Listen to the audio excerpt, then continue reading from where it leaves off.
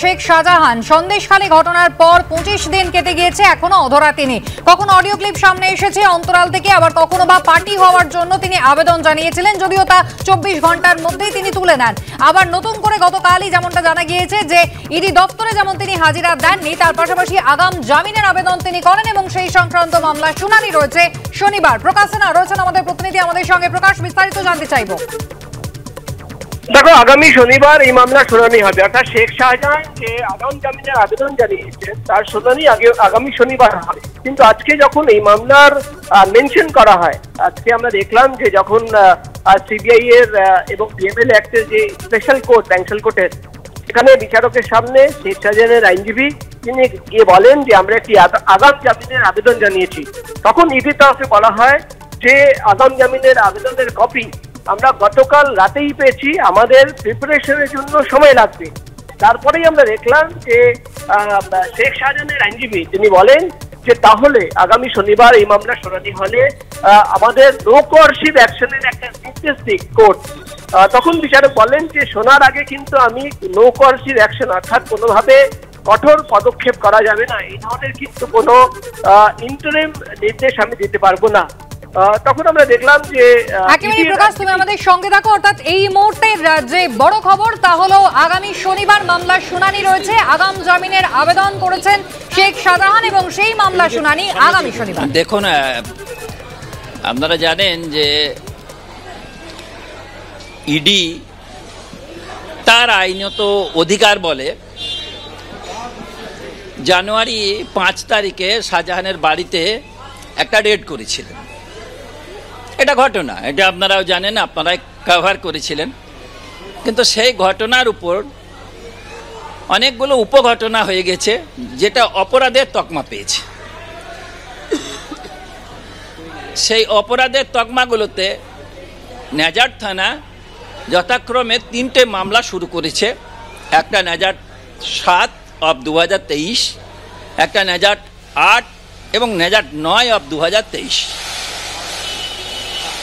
এখন বিষয় হচ্ছে যে আমরা এখনো পর্যন্ত যা মামলার নথি থেকে যেটা দেখছি, from the records of the four corner, যে ওই ঘটনার সময় শাহজাহান ওখানে উপস্থিত ছিল, তার উপস্থিতি নিশ্চিন্তকরণ করা যায়নি। আপনারা এটাও জানেন যে এনফোর্সমেন্ট ডিরেক্টরেট ওই সমস্ত বিষয়গুলোই তদন্ত করেন যাদের ওনাদের শিডিউল অনুযায়ী গ্রাহ্য হয়েছে যে অপরাধগুলো থেকে অপরাধের অর্জিত টাকাগুলোকে। আমি দেখেছি যা আছে তাতে মনে হয়েছে যে না অপরাধের সাথে না অপরাধের টাকার সাথে এই শাহজাহানের কোনো যোগ আছে। আইনত আমরা একটা আগাম জামিনের দরখাস্ত করেছি। আপনারা দরখাস্ত করেছেন, কিন্তু শেখ শাহজাহান কোথায়? 25 দিন হয়ে গেল। ব্রাদার, শেখ শাহজাহান কোথায় তার জন্য তো অনেকেই আছে। শাহজাহান তাজমহলেও থাকতে পারে, আবার শাহজাহান কোথায় থাকতে পারে, সেজন্য আপনারা আছেন, অন্য সংস্থা আছেন। তিনি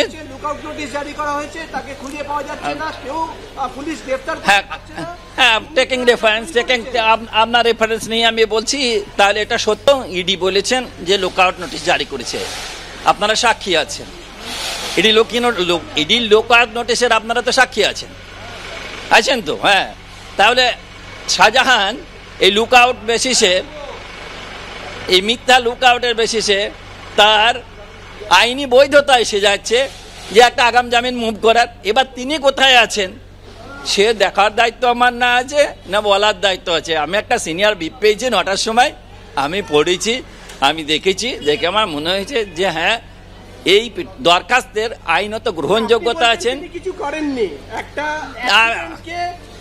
অপরাধ বলা হচ্ছে, তাহলে তিনি সামনে আসছেন না? না, দেখুন, তিনি সামনে আসবেন না সেটা তার বিষয়।